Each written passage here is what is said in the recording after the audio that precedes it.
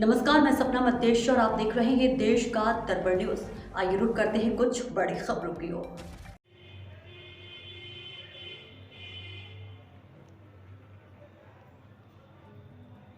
झारखंड में कांग्रेस के राज्यसभा सांसद धीरज साहू के कई ठिकानों पर जारी रेड में 200 करोड़ रुपए की रकम बरामद हुई है। भ्रष्टाचार के विरोध में भाजपा मुख्यालय के पास चोमू हाउस सर्कल पर आज सुबह विरोध प्रदर्शन किया गया एवं भाजपा कार्यालय में भाजपा प्रदेश अध्यक्ष सीपी जोशी द्वारा प्रेस वार्ता किया गया।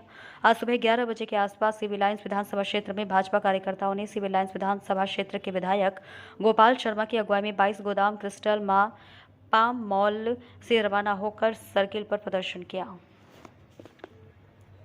आखिर कांग्रेस ने खाई जनता की गाड़ी कमाई, और ये गाड़ी कमाई ये मोदी की गारंटी जिन्होंने भ्रष्टाचार किया है उनकी पाई पाई वापस जनता के बीच में जाएगी। और ये कांग्रेस की नस नस में रोम रोम में सिर्फ और सिर्फ भ्रष्टाचार के अलावा कुछ नहीं लिखा है। और कांग्रेस और भ्रष्टाचार का इसीलिए लोग कहते हैं कि चोली दामन का साथ है। आज मैं आपके बीच में इतना जरूर कह सकता हूं कि जिस प्रकार से कांग्रेस पार्टी के सांसद के यहां ये रेड पड़ने के बाद उनके परिवार के लोगों के नाम से एक शराब कंपनी जो उड़ीसा में चल रही है, धीरज साहू जिनके व्यापारिक समूह के नाम से यह काम चल रहा है। लेकिन प्रश्न यह उठता है कि आपके पास ये काली कमाई, ये अवैध संपत्ति और उनको संरक्षण कांग्रेस पार्टी का, जब एक व्यक्ति के पास भ्रष्टाचार का इतना काला धन कांग्रेस के एक सांसद के पास है, तो बाकी लोगों का इन पूरे कुनबे के क्या हालात होंगे। यही हाल कांग्रेस पार्टी का 5 वर्षों में राजस्थान में भी राजस्थान की जनता ने देखा है कि किस प्रकार से पेपर लीक में हो, चाहे जल जीवन मिशन में हो, चाहे योजना भवन में हो, चाहे पोषाहार में हो, सिर्फ और सिर्फ लूट के अलावा कोई काम नहीं हुआ है। तो ये कांग्रेस का असली चेहरा, ये गमंडिया गठबंधन जो है, हम सब लोगों ने देखा है, चाहे केजरीवाल हो, चाहे चारा घोटाले में देश के लोगों ने देखा है। ये पूरा का पूरा गठबंधन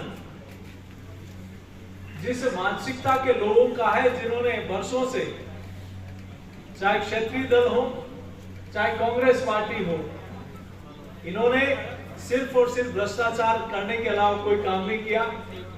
और इसीलिए आपके माध्यम से लोगों ने देखा है कि कैसे इनका काला इतिहास, काला सच अब जनता के सामने आ चुका है।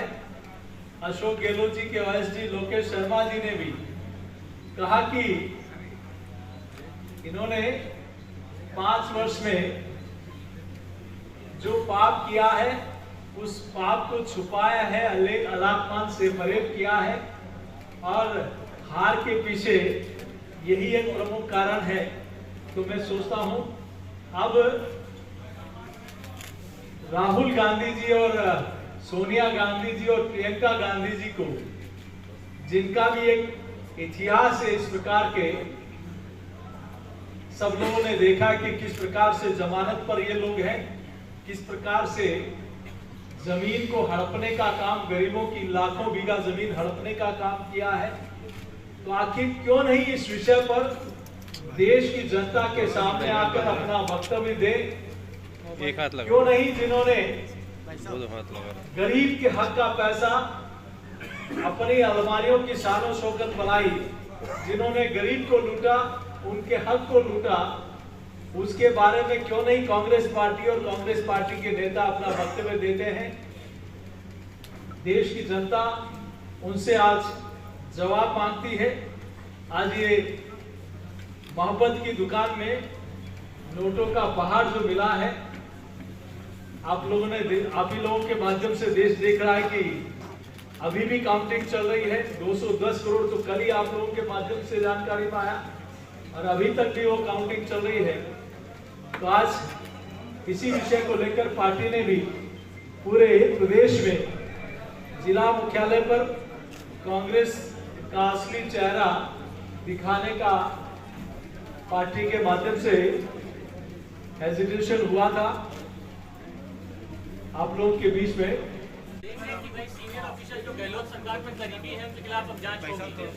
देखिए, कोई भी भ्रष्टाचारी हो जिन्होंने गरीब के हक का पैसा लूटा है, जिन्होंने पेपर लीक में युवाओं के साथ अन्याय किया है, उसको किसी को नहीं बख्शा जाएगा, ये निश्चित रूप से आप मान कर रखिए। भाई साहब, जिस तरीके से अशोक गहलोत ये आरोप लगा रहे हैं कि बीजेपी चुनावों में हिंदू मुसलमान करके झूठ बोल करके सत्ता हासिल की है, तो वही एक आरोप ये भी लगाया है कि जिस तरीके से बीजेपी वोट की संख्या बढ़ गई है, अब बीजेपी उलझ चुकी है सीएम फेस को लेकर के, तो किस तरीके से अभी इनका जवाब है? देखिए, वहां तो वही अपने आप को योग्य और काबिल समझ रहे थे, फिर उनको क्यों नहीं डिक्लेयर किया दूल्हा? अगर आप अपने आप को इतना योग्य और काबिल समझते हो, बाकी सब नकारा और निकम्मा है, तो फिर आप क्यों नहीं आपको डिक्लेयर किया? और आप इतना अपने आप को वो समझते हैं, तो आप लीडर अपोजिशन का फैसला आप तक क्यों नहीं कर पाए? तो उनको अपने घर की आप देखना चाहिए, दूसरी तरफ उनको चिंता करने की जरूरत नहीं है। यहाँ मजबूत नेतृत्व है, मजबूत संगठन है, उसकी चिंता अशोक गहलोत जी को करने की आवश्यकता है। अध्यक्ष, विधायक दल की बैठक कब होगी? पर्यवेक्षक कब तक आएंगे? कोई टाइमलाइन दे दीजिए। पर्यवेक्षक की नियुक्ति हो चुकी है, शीघ्र ही आपको वो तिथि भी बता दी जाएगी। कल होगी या परसों बैठक? बैठक क्या है परसों सर? अध्यक्ष जी कल होगी परसों होगी। अध्यक्ष जी कल होगी परसों होगी। कल होगी परसों होगी, टाइमलाइन होगी। शीघ्र ही आपको तिथि से अवगत करा दिया जाएगा। आज राष्ट्रीय अध्यक्ष नड्डा जी जो है विधायकों के साथ वीडियो कॉन्फ्रेंस कर रहे हैं। क्या लगता है कि अध्यक्ष जी जो नवनिर्वाचित विधायक है उनको क्या मंत्रा देने वाले हैं और उसका समय क्या रहेगा?